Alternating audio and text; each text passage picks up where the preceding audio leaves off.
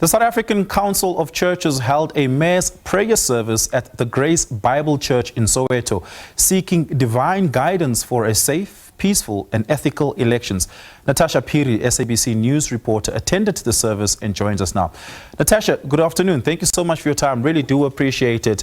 Of course, there was an optimism about the turnout of this mass prayer. To what capacity was the hall filled? Well, the hall was fully packed, of course, not only just the congregation, but of course the various political party leaders and independent candidates that will be, contesting in the May 29 elections. You would know that 70 political parties and 11 candidates, independent candidates, will be contesting the May polls. But let's just get reaction from the political party leaders that were actually prayed for. John, quite an interesting sight. Political parties putting their differences aside, coming into the house of the Lord to get prayers. Yes, I think it was a very, very special day, and I think it was a very special event. And on earth, God's work must truly be our own, and I think that was the message that we took away, certainly as the leaders, as we were prayed for today, and as the various role players in the election were prayed for. We pray for a peaceful election. We pray for an election where the outcome is respected, and where every party is free to be able to share its view and vision about the future of the country. John, I know you have another engagement, so I'll just relieve you, and I'll just take this conversation to the Rise Mzansi's national organizer, Makashule. You've heard what they said. You know, informally, people always say that shots were being fired. Shots were being fired in the church today. Church leaders saying that political parties need to be held accountable, and post the May 29 polls, there needs to be transparent leaderships that actually puts the interests of the people at heart.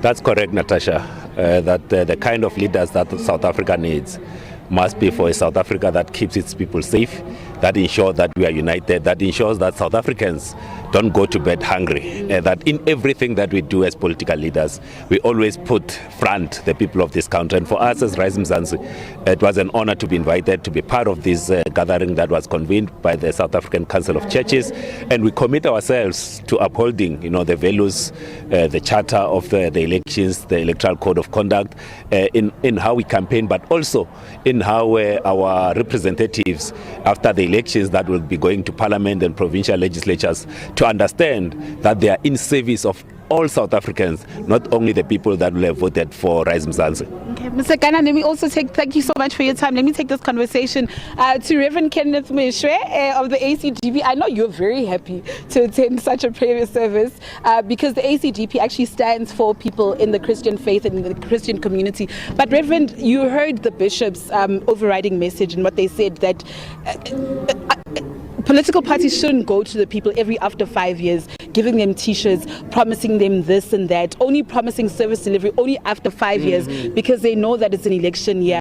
How does that message resound with you? Well, we agree with that message, and we believe it is important that political parties and leaders in particular should take that message seriously, because going into Parliament means going into service. And when you go into service, you are not going there to serve your family or your comrades and friends only, but you go to serve the people of South Africa. So it was a privilege to hear what the leaders have been saying, religious leaders cautioning political leaders and parties that you are not saving yourself, and people should not see you only after 5 years when you are giving out t-shirts and food parcels and so on, but they must see you on a continual basis, every week and every month, meeting their needs. And I believe many have heard the issue of love, the importance of love. We must love the people that we serve, and as we love the people we serve, people are going to receive the services that they did not receive in the past, because we had people who are serving themselves, who love themselves,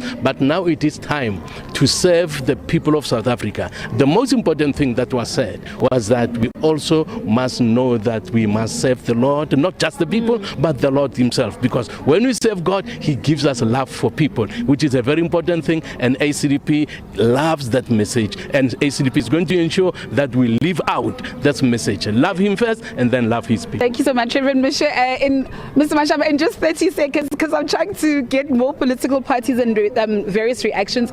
You heard what was said inside there by various religious church leaders, really trying to hold political parties to account. Yes, they've paid for you. How do you feel?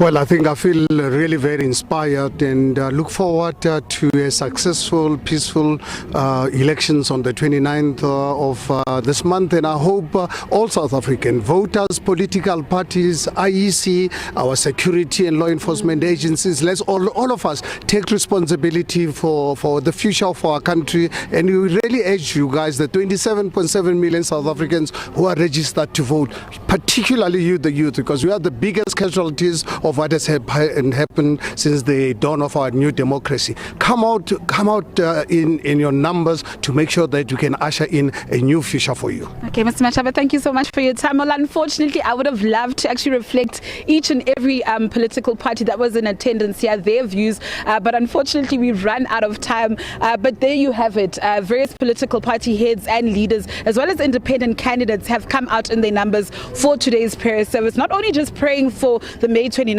polls, but of course the IEC. And this comes at a time where a lot of people, the independence of the IEC has actually been questioned. Indeed, it is quite an auspicious occasion, and hopefully the resounding message will be communicated further.